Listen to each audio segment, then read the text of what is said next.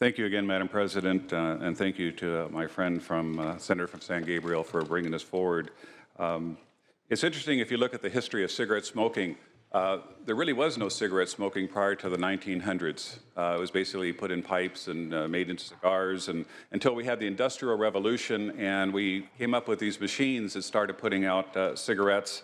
And we certainly learned about the power of advertising, as the first marketed cigarette in the United States was Camels in 1913, which was so successful in their marketing campaigns that they developed all these other brands to compete. But there was a lot of things that we didn't know in the 1900s when it was fashionable to smoke. They didn't know that smoking caused cancer. They didn't know that it caused heart disease, stroke, lung disease, diabetes, chronic obstructive pulmonary diseases such as emphysema and asthma. And smoking also increased the risk of getting tuberculosis. And we had a lot of immigrants that were coming through into our country.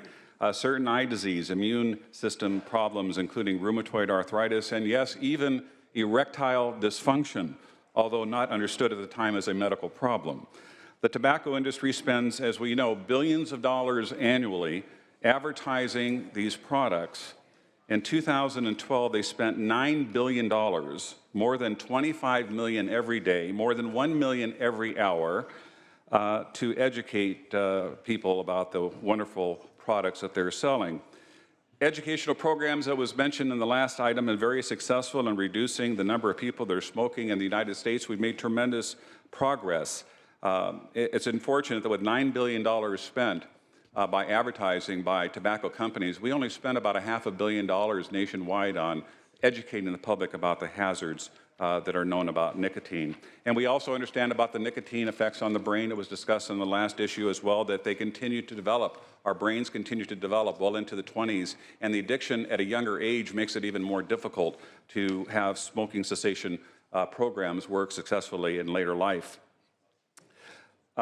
These important findings alone suggest that raising the age of 21 is important. Over the last weekend, I met with a friend of mine. His name was Don. He was a very successful CPA to the stars in Hollywood, and we were at the Mission Inn at a opera fundraiser. And he was struggling to catch his breath walking to the table. And we got to talking, and I said, "Did you smoke, Don?" He goes, "Yeah." He says, "I did smoke." And I said, well, if you knew what we knew today about smoking, do you think that maybe you would not have smoked or you would have quit earlier? And he said, absolutely. It was in vogue, you know, in the 40s and the 50s to smoke cigarettes. We didn't know about these health hazards. We didn't know that it was just as addictive as heroin. And I've tried to stop and haven't been able to. And it's now making my quality of life really poor. And one of my best friends, Alan Kleinberg, probably one of the greatest jewelers I've ever known, he died of lung cancer in his 50s, and we talked all the time about him quitting smoking. And he said, I want to stop, but I can't stop. And smoking basically became his death sentence. May my friend Alan Kleinberg rest in peace. And of course, you've heard the story of my mother who had smoked from 16. I'll never forget one day driving to my grandparents' home in Los Angeles, my mother, and at a very young age, I heard on the news about a person that died. His name was Nat King Cole, died of lung cancer, and my mom was smoking in the car on the way to Los Angeles. I said, Mom, he died of lung cancer. Why don't you stop smoking? And she goes, I've tried, but I can't. My friends, we take an oath of office, all of us, to protect the health and safety of the residents that we represent. Smoking has been shown to be the leading cause of preventable death. Worldwide, 6 million people die a year. Current trends increase that number to 8 million by 2030. 480,000 deaths in the United States per year, 1,333 per day, 60 per hour, 1 per minute. We're going to lose 10 people to lung cancer or tobacco-related diseases by the time I finish my dissertation here today. More than 20 million Americans have died since 1965, including 2.5 million people that didn't smoke, but had to succumb to the sequelae of breathing smoke from other people, right? From secondhand smoke. On the average, smokers die 13 to 14 years earlier than those that don't smoke. And it causes other types of cancers, such as throat cancer, mouth cancer, nasal cancer, esophageal cancer, stomach cancer, pancreas, kidney, bladder, cervix.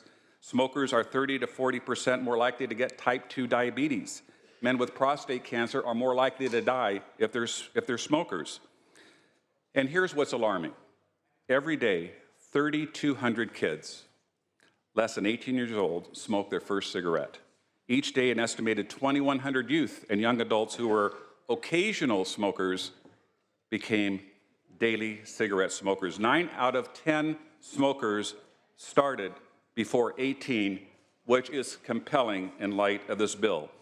And according to the Center for Disease Control, if smoking continues at the current rate among the youth in this country, 5.6 million of today's Americans younger than 18 will die early from a smoke-related illness. That's 1 in 13 Americans aged 17 or younger today. Will that be a family member of yours, a child, a grandchild, a niece, or a nephew? As a pharmacist for over 35 years, I've seen the morbidity and premature mortality associated with many people that have patronized my many pharmacies. I've dispensed millions of dollars of drugs to treat those with tobacco-related illnesses or prescriptions for smoking cessation products. I want you to know that I stand with the California Pharmacists Association in supporting this bill. And I don't believe that this bill should be a partisan issue. It's about protecting the health of our kids that are more mature and more educated to make these kinds of decisions when they're 21 years old and can better understand the risks associated with cigarette smoking and make an informed, educated choice, a free choice to smoke or not. Please make your vote count for our children and our children's children by supporting this important bill. We often hear on the floor of this Senate that where California goes, the nation goes. Let's be the second state in the union to stand up for protecting our kids and hope that other states will follow.